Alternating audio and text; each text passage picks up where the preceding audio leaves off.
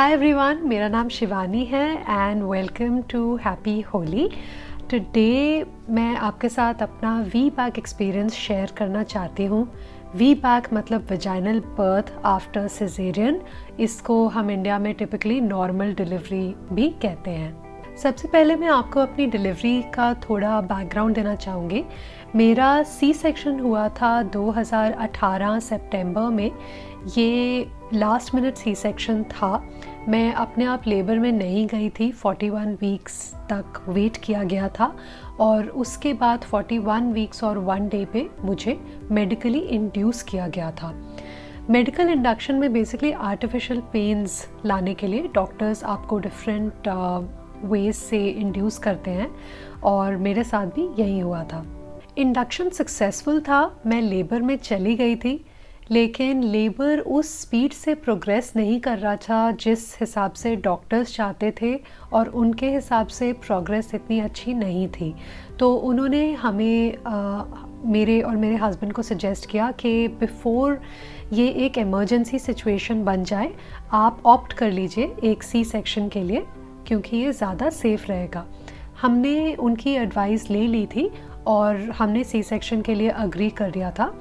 सुबह 8 बजे मेरा मेडिकल इंडक्शन हुआ था और रात के 12 बजे तक मेरा सिजेरियन हो गया था। मैंने दोबारा कंसीव किया डिलीवरी के 14 महीने बाद। तो मैं पहले भी एक नॉर्मल डिलीवरी के लिए बहुत कीन थी और इस बार भी जब मुझे पता चला कि मैंने कंसीव किया है तो इमीडिएटली मैं वी बैक के बारे में ज़्यादा पढ़ने की कोशिश करने लगी और रिसर्च करने लगी। तो मुझे पता लगा अपनी रिसर्च से कि एज़ लॉन्ग एज़ डिलीवरीज़ के बिटवीन गैप 18 से 24 महीने तक है तो आप वी बैक के लिए एलिजिबल हो एंड डॉक्टर्स आपको ट्रायल ऑफ लेबर दे देंगे। लेकिन सभी डॉक्टर्स वी बैक सपोर्ट नहीं करते, सभी हॉस्पिटल्स वी बैक सपोर्ट नहीं करते। तो मुझे ये भी पता चला कि सबसे इम्पॉर्टेंट फैक्टर होता है एक ऐसा हॉस्पिटल और डॉक्टर ढूंढना जो ट्रूली वी बैक सपोर्टिव हो। तो मैंने और मेरे हस्बैंड ने ढूंढना शुरू किया doctors and hospitals and finally हमें एक हॉस्पिटल मिला जिससे हम कन्विंस थे कि यहाँ पे हमारे वी बैक के चांसेस अच्छे होंगे। मेरी प्रेगनेंसी काफ़ी नॉर्मल थी।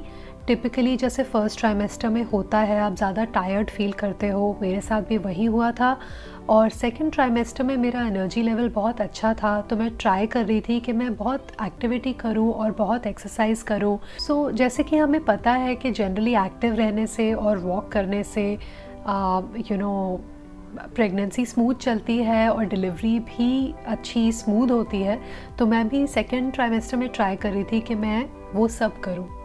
थर्ड ट्राइमेस्टर में मेरे एनर्जी लेवल्स अगेन काफ़ी कम हो गए थे, वेट बढ़ जाता है, you tired all the time. तो मेरे साथ भी एग्जैक्टली वही हुआ था। और थर्ड ट्राइमेस्टर में मैं कुछ दिन एक्टिविटी कर पाती थी, कुछ दिन नहीं कर पाती थी। तो मेरी प्रेगनेंसी बहुत ही नॉर्मल प्रेगनेंसी थी।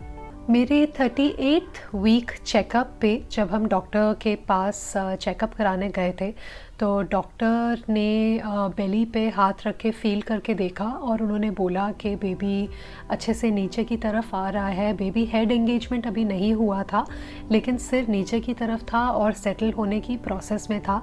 तो डॉक्टर काफ़ी रिलैक्स थी और खुश थी बेबी की पोजीशन से और उन्होंने बोला कि सब कुछ नॉर्मली प्रोग्रेस करना चाहिए। ये सुन के मैं भी काफ़ी रिलैक्स्ड हो गई थी। जिस दिन लेबर स्टार्ट हुआ वो दिन मेरे लिए काफ़ी अच्छा दिन था। उस दिन मैंने करीब 10 किलोमीटर वॉक की थी। वेदर बहुत अच्छा था, मैं एंजॉय कर रही थी और मैं वॉक कर रही थी एंड मैं मेंटली भी अपने आप को एक हैप्पी काम स्पेस में रखने की कोशिश कर रही थी। तो एनीवे काफ़ी एक्टिव दिन था। और रात को एक शावर लेने के बाद मैंने गर्म पानी में 1 चम्मच कैस्टर ऑयल डाल के पिया अपनी आयुर्वेदिक डॉक्टर की एडवाइस से और मैं सोने चली गई। 9:30 ये हुआ था और 10 बजे मेरा पहला कॉन्ट्रैक्शन आया। मेरे कॉन्ट्रैक्शन स्टार्टिंग से ही 10 मिनट की दूरी पे थे और वो करीब करीब 45 सेकंड्स लास्ट कर रहे थे। ये चलता रहा कम से कम 2 घंटे के लिए, जब काफ़ी इंटेंसिटी और बढ़ गई और उनकी फ्रीक्वेंसी भी 10 मिनट से 5 मिनट हो गई। तब मैंने अपने हस्बैंड को बुलाया, वो दूसरे रूम में काम कर रहे थे, एंड मैंने उनको बुलाया और कहा कि मुझे आपके सपोर्ट की अब ज़रूरत है। तो ही केम एंड वो बेसिकली मेरी बैक पे बहुत प्रेशर अप्लाई कर रहे थे, जिससे बहुत हेल्प हो रहा था। मोस्टली मैं हैंड्स और नीज़ पोजीशन में ही थी और उसी पोजीशन में जितना जो रिलीफ मिल रहा था वही था। घर पे करीब 6 घंटे लेबर करने के बाद हम हॉस्पिटल पहुँचे करीब 5 बजे। 5 बजे जब डॉक्टर्स ने मुझे चेक किया तो उन्होंने कंफर्म किया कि मैं एक्टिव एस्टैब्लिश्ड लेबर में थी और सर्विक्स अच्छे से खुल रहा था, 3 सेंटीमीटर्स पे थी और 70 to 80% सर्विक्स एफेस था, मतलब इतना थिन था। क्योंकि मैं वीबैक कैंडिडेट थी तो मैं इंटरमिटेंट मॉनिटरिंग पे थी, मतलब कि मेरे अराउंड एक डिवाइस था जिसकी वजह से मैं बेड पे या बेड के आसपास ही रह सकती थी।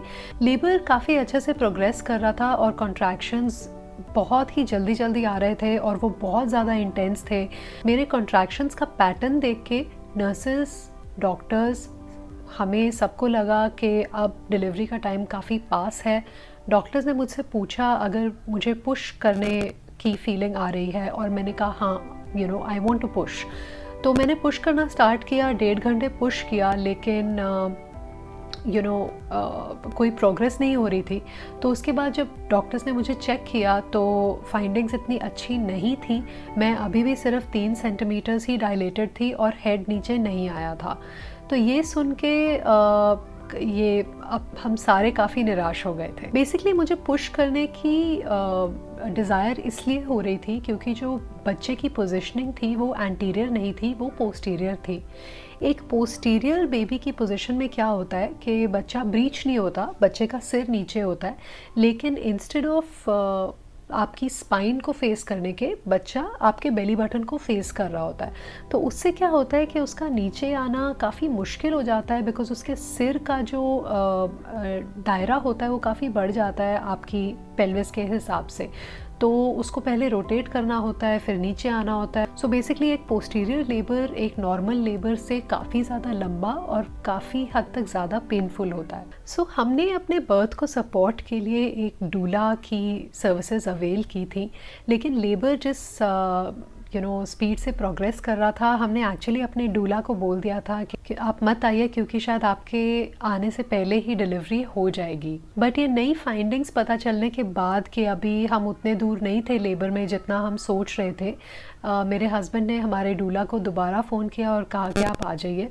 तो वो ऑन हर वे थी एंड जब वो हॉस्पिटल पहुंची तो उन्होंने देखा कि सारे काफ़ी निराश लग रहे थे, काफ़ी हताश लग रहे थे एंड तो उन्होंने आके सबको एक्चुअली बहुत चीयर अप किया, बहुत प्रोत्साहन दिया और सबको बोला कि फाइंडिंग्स एक्चुअली बुरी नहीं है जैसे आप लोग सोच रहे हो।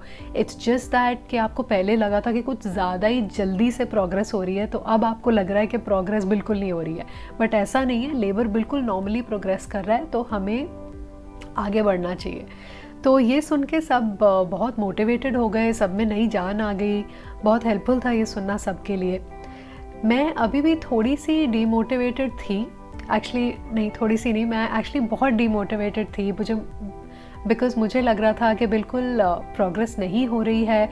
खुद भी कुछ फील नहीं हो रहा था कि कोई प्रोग्रेस हो रही है नहीं, खुद को कुछ फील होता नहीं है उस पॉइंट पे। एंड बहुत पेन में थी और लग रहा था कुछ हो नहीं रहा है, तो काफ़ी डिमोटिवेटेड थी। एनीवे मैंने कंटिन्यू किया to try and to bear through the pain, and मैं वही कर रही थी। अगले 3 घंटे 9 बजे से 12 बजे मेरे लेबर का सबसे चैलेंजिंग पार्ट थे और बेसिकली मैं वही कर रही थी जो मुझे नर्सेज और मेरी डूला और मेरे हस्बैंड गाइड कर रहे थे। 12 बजे जब मुझे दोबारा चेक किया गया, इस बार फाइंडिंग्स अच्छी थी।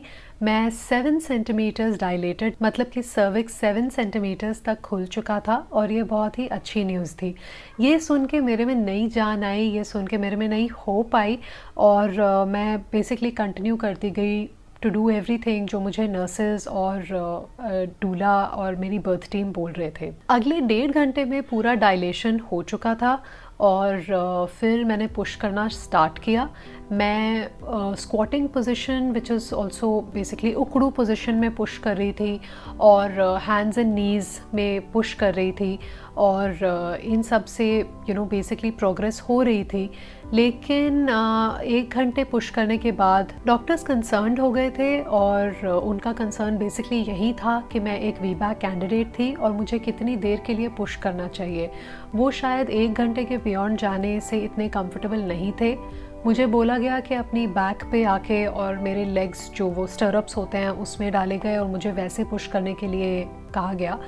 मैंने वैसे पुश किया, लेकिन उस वे में अगर आप पुश करते हो तो इतनी प्रोग्रेस नहीं होती है कंपेयर टू जब आप उकड़ू होके या स्क्वाट करके या हैंड्स एंड नीज़ में अगर आप पुश करते हो तो उसमें प्रोग्रेस ज़्यादा होती है।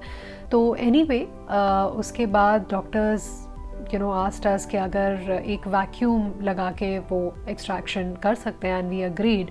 सो बेसिकली एक वैक्यूम लगा के बेबी को एक्सट्रैक्ट उन्होंने किया और एक एपिजियोटमी भी की, जिसका बेसिकली नीचे कट देते हैं वो आपको, ताकि ओपनिंग ज़्यादा खुल जाए और बेबी को वो बाहर निकाल सके।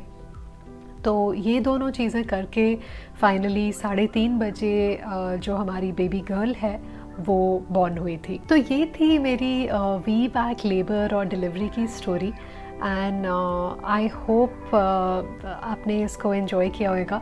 एंड मेरे चैनल पे मैंने टिप्स भी पोस्ट की हैं इंग्लिश में, एंड मैं आई विल ट्राई कि मैं हिंदी में भी टिप्स पोस्ट करूं। एंड अगली बार तक please take care and bye.